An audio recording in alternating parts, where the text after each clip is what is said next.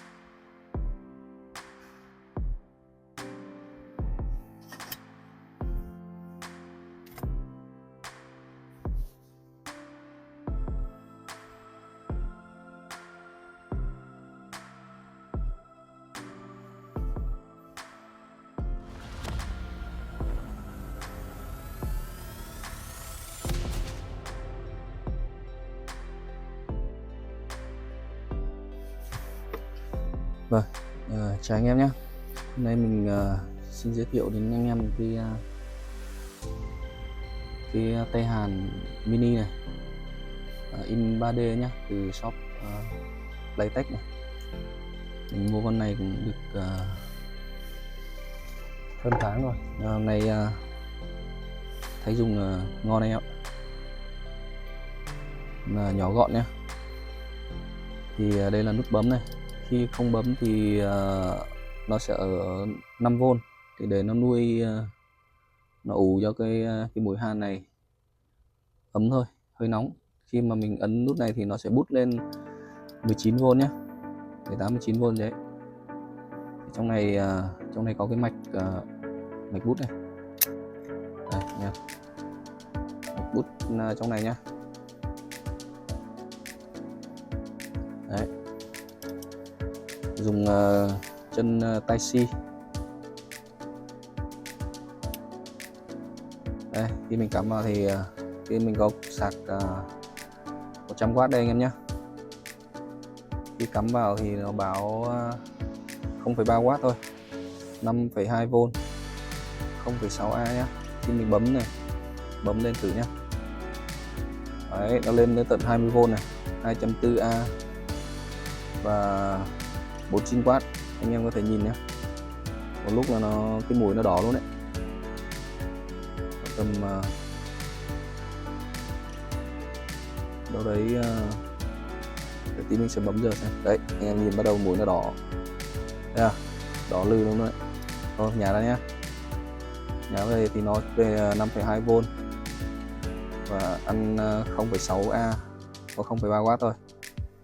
Nhả ra thì nó sẽ để chế độ là nó ủ nhá.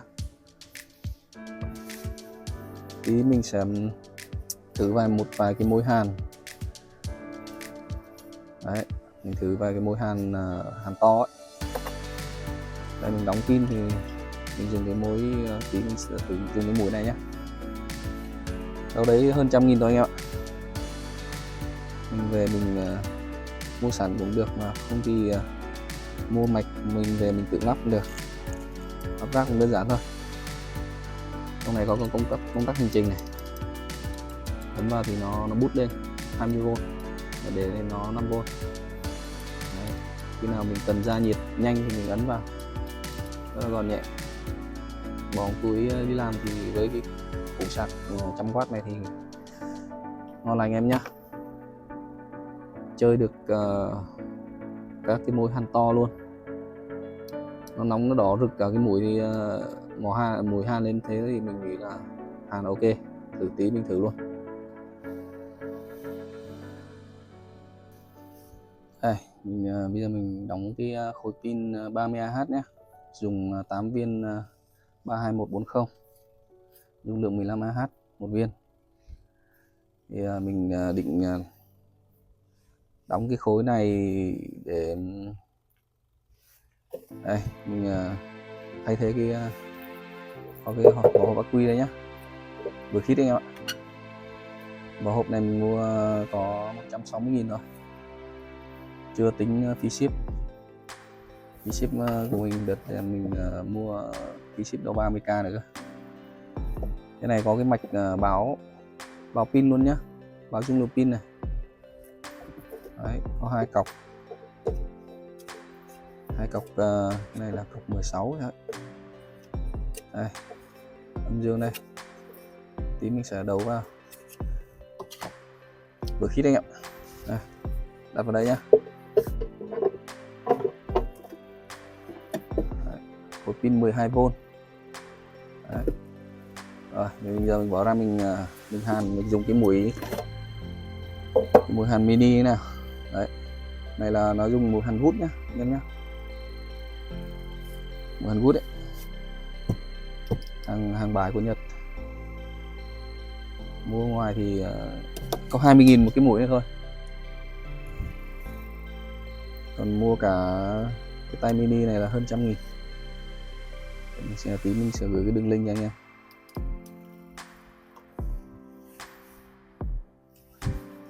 Đây anh em nhìn nhá, mình hàn B trừ trước nhá, B trừ để nối vào pin, ra nhiệt này. Đấy, bắt đầu bấm này, ra nhiệt này. Ok chưa, quá ngon luôn.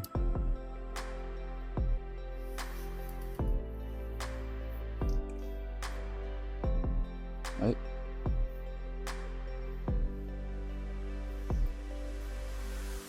nha. Rồi dùng 2 dây ABF 16 mình nối chập đôi lại nhá, mình không có dây to, chập đôi 2 dây lại. Đâu này, bấm này, bắt đầu bấm ra nhiệt này.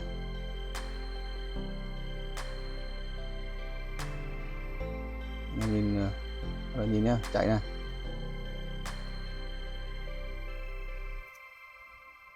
Đấy, ok chưa.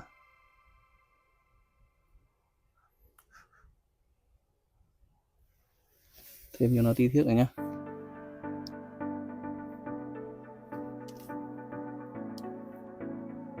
Rất nhanh.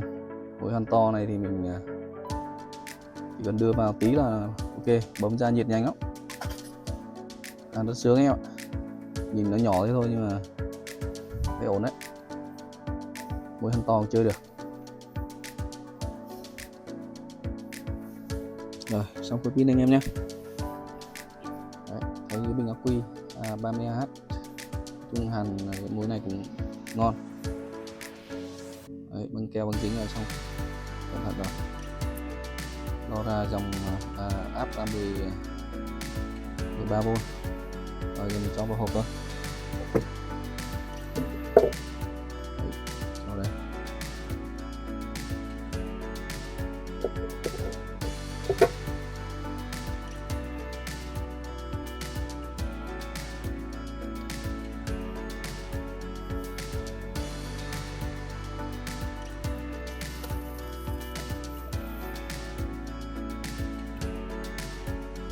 Kín kịt. Đấy. Thì cho thêm ít keo hai bên nữa được, keo nến thôi, sau còn tháo được cho nó cố định. Xong giờ mình lấy cái cốt đầu dương đây, đầu dương ngắn hơn thì mình sẽ đấu vào đây. Đó. Rồi mình sẽ đấu vào đây, hai cọc âm dương.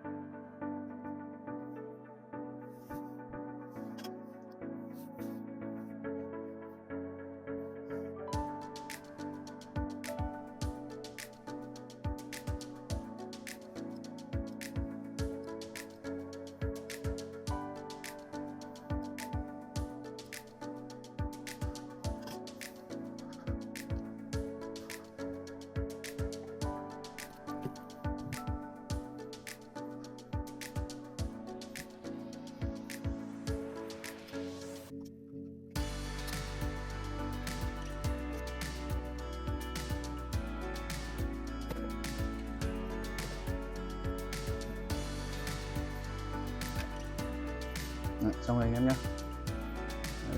Tí mình bắn keo xong rồi úp vào thôi. Đấy này, đấy, tại là đang được nó đang báo 75, nó tự đen, nó tự, mình chỉ ấn một lần để xem thôi, sau đấy là nó tự ngắt nhé. Đấy, rồi, nó này có pin 30Ah, dùng pin sắt 32140 nhá, 8 viên thì chắc chắn là nó sẽ ngon hơn ắc quy anh em nhé, đắt hơn mà. Vậy pin này dùng thì mình kể cả mình để lâu cũng được, nó sẽ không tụt áp. Để tí mình bắn ít keo nến xung quanh này, sau đấy là dán keo vào cái mép này là ok. Có một bình ắc quy ngon lành nhá, 30Ah nhá. Rồi, xin chào anh em, tạm biệt em và hẹn anh em clip khác nhé.